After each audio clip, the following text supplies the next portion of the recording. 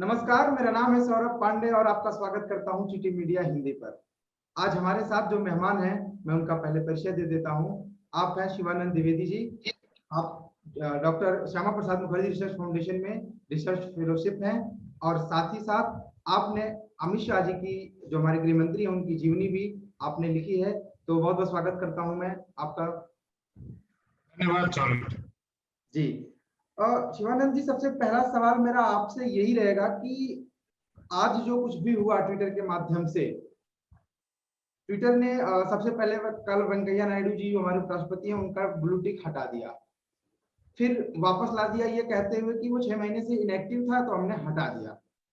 फिर देखा गया कि संघ के जो बड़े नेता थे, चाहे वो मोहन भागवत जी हो, सुरेश जोशी जी हो, इन लोगों के अकाउंट एक एक करके अनटिक कर दिए, ब्लू टिक हटा दिया, अनवेरिफाइड कर दिया। और ये उसके पीछे तर्क जो दिया कि 6 महीने से अकाउंट लॉगिन नहीं हुए, इसलिए हम इसको ब्लू टिक हटा रहे हैं।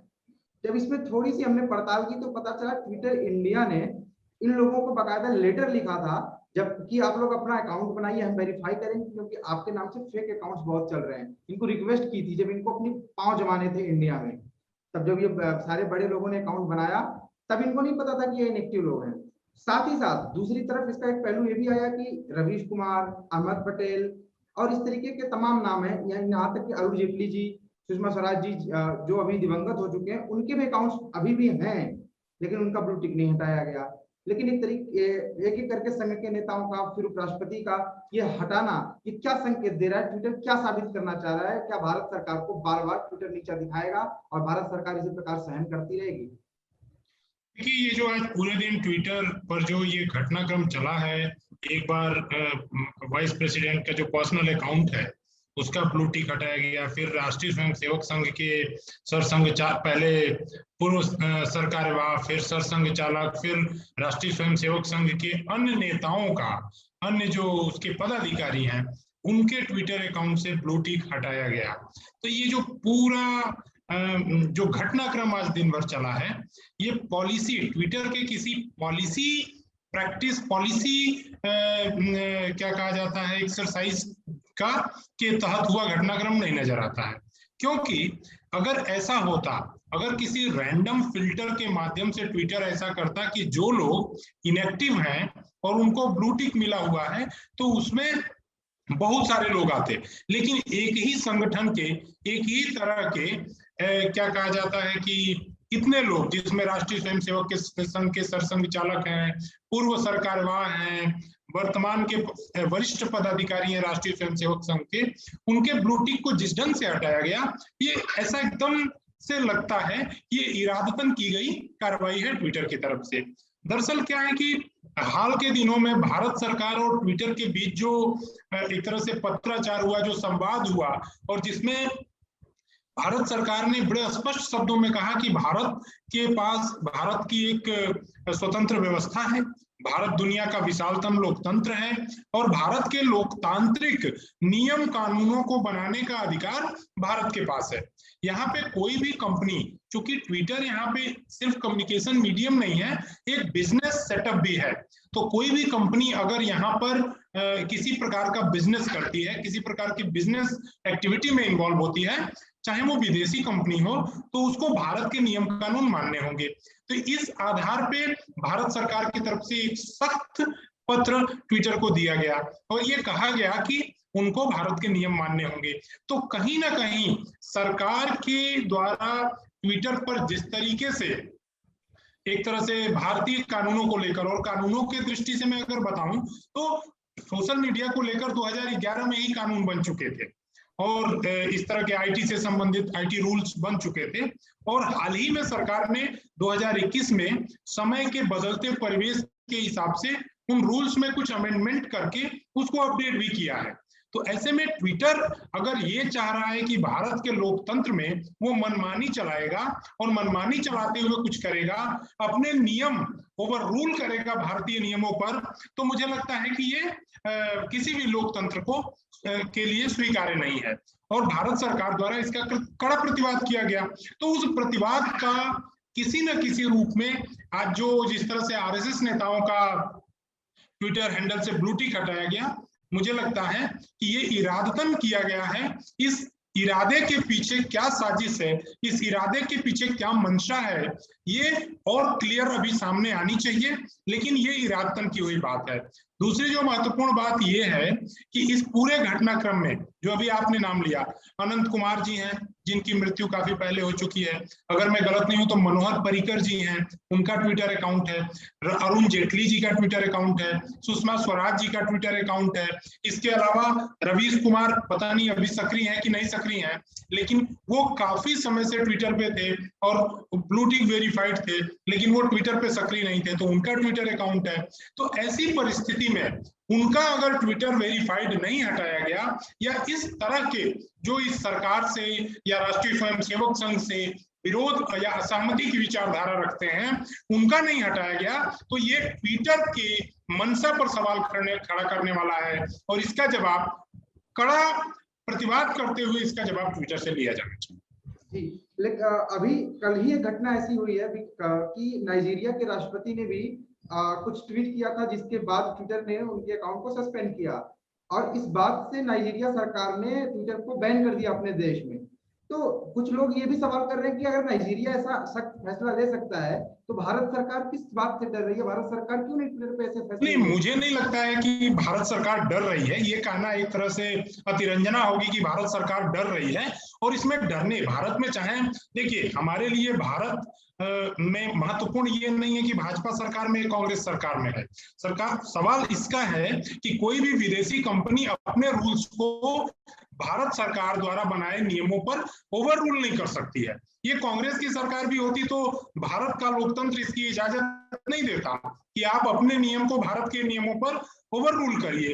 तो नाइजीरिया ने बैन किया, ये उसकी अपनी पद्धति हो सकती है, बट भारत, जब हम दावा करते हैं कि हम दुनिया के विशालतम डेमोक्रेसी हैं, विशालतम लोकतंत्र हैं, तो लोकतंत्र में प्रतिबंध या बैन ये एक तरह से कहा जाए तो अंतिम हथियार हो सकता है। अंतिम हथियार मतलब जब कुछ भी नहीं संभव हो तो प्रतिबंध की व्यवस्था हो सकती है, लेकिन ऐसा नहीं है कि हम पहला ही स्टेप प्रतिबंध से करें। और जब हम, ये हमारे लोकतंत्र होने के दावे के विरोधाभासी है कि हम तुरंत प्रतिबंध की बात करें। हमें संवाद बंद नहीं करना है, लेकिन इस बात को सुनिश्चित करते हुए ये संवाद चलना चाहिए कि कोई भी विदेशी कंपनी, चाहे वो कम्युनिकेशन का मॉडल, चूंकि भारत में मीडिया है, विदेशी मीडिया भी है, लेकिन उनको भारत के नियमों को मानना होगा, भारत के बिजनेस रूल्स को मानना होगा, भारत के आईटी रूल को मानना होगा, भारत के मीडिया कंडक्ट्स को मानना होगा। ये सिर्फ मान के ही आप काम कर सकते हैं। इसके लिए कड़ाई से उनको बाध्य करना ये भारत सरकार की जिम्मेदारी है, और मुझे लगता है कि भारत सरकार इस जिम्मेदारी के तहत ही वो पत्र लिखी थी जिससे ट्विटर और भारत सरकार के बीच ये राह दिख रही है। जी, अब मैं थोड़ा सा ट्विटर से हटकर एक सवाल आपसे करना चाहूंगा, क्योंकि आपने लोकतंत्र का जिक्र किया।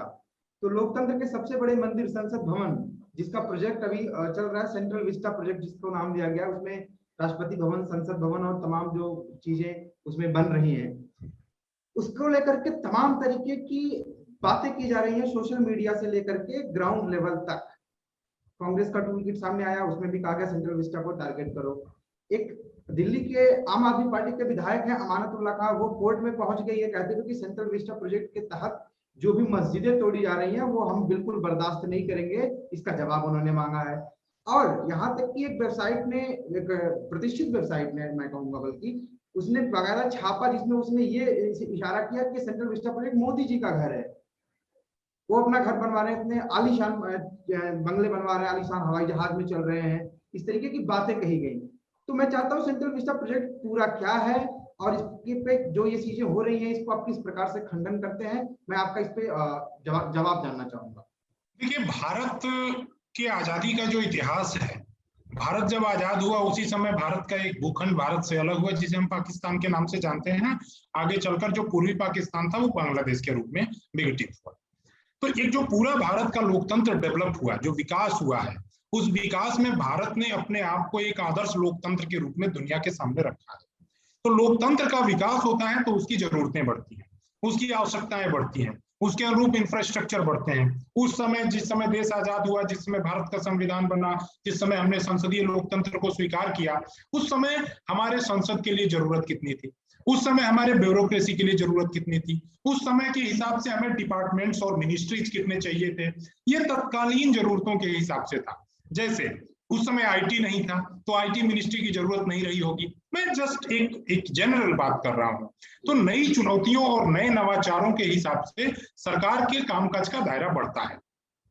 निसंदेह अभी जब हम नए तरह की चीजें करेंगे तो हमें उस तरह के नए ढांचे खड़े करने होंगे। आप अगर सेक्रेटरीट, केंद्रीय सचिवालय के भवनों में गए होंगे तो वो भवन बहुत पुराने हैं और काफी समय पहले के हैं। युगानुकूल आज के हिसाब से बहुत सारी व्यवस्थाएं उसमें व्यवहारिक रूप से लागू नहीं की जा सकती हैं, तो उनको बदलना तो था ही, पहली बात। दूसरी बात कि ये जो प्रोजेक्ट है नया संसद भवन की मंजूरी का, ये तो यूपीए सरकार के समय भी मीरा कुमार जब लोकसभा स्पीकर थी तो उन्होंने भी इस पर उनके द्वारा भी इसको स्वीकृत किया गया था और उन्होंने माना था कि इसकी जरूरत है। अब चूंकि कोरोना है इसलिए इस देश में कुछ भी नहीं होगा, तो कांग्रेस पार्टी जो इसका विरोध कर रही है, क्या वो इस बात का लिखित आश्वासन देश को दे सकती है कि उसके जो शासन के राज्य राजस्थान और छत्तीसगढ़ में है वहां किसी भवन का शिलान्यास नहीं हो रहा है, किसी फ्लाईओवर का शिलान्यास नहीं हो रहा है, किसी प्रकार के इंफ्रास्ट्रक्चर सड़क का शिलान्यास नहीं हो रहा है। मैं अभी कल ही ट्विटर पर देख रहा था राजस्थान सरकार का या अशोक गहलोत का कि उन्होंने 3 भवनों का शिलान्यास किया। तो क्या सब कुछ बंद हो चुका है? क्या इस देश को एक स्विच से स्टॉप कर दिया जाए क्योंकि देश में कोरोना है? कोरोना को लेकर सरकार गंभीरता पूर्वक लड़ रही है। सरकार ने कोरोना को लेकर पर्याप्त फंड दिया। ऑक्सीजन प्लांट के लिए जनवरी में 200 करोड़ रुपए से ज्यादा का फंड राज्यों को आवंटित किया। तो कोरोना की लड़ाई एक तरफ है, लेकिन इसके लिए संसद भवन का जो प्रोजेक्ट है उस प्रोजेक्ट को रोक दिया जाए, बंद कर दिया जाए।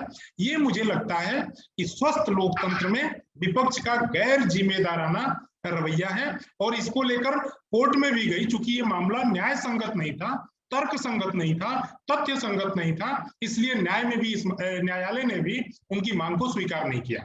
और अगर ये प्रोजेक्ट आगे बढ़ता है, दूसरी बात जो आपने कहा कि मोदी का घर, ये इस प्रकार के भ्रम, इस प्रकार के दुष्प्रचार, इस प्रकार के भ्रामक खबरें और इन सब के आधार पे, ऐसे टूल किट के आधार पे कांग्रेस लगातार जनता के बीच विश्वास खो रही है, क्योंकि सच एक दिन निकल के आता है।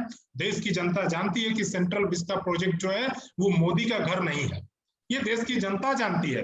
कांग्रेस लाख वर्ग लाएगी, देश की जनता ये मानने को तैयार नहीं है कि central Vista project Narendra Modi का घर है। नरेंद्र मोदी का घर नहीं है, उसमें अगर प्रधानमंत्री के लिए कार्यालय बन रहा है तो वो देश के प्रधानमंत्री का कार्यालय है। कल को अगर कांग्रेस भी सत्ता में आती है तो उसका प्रधानमंत्री भी वहीं बैठेगा, वो नरेंद्र मोदी का निजी घर नहीं है।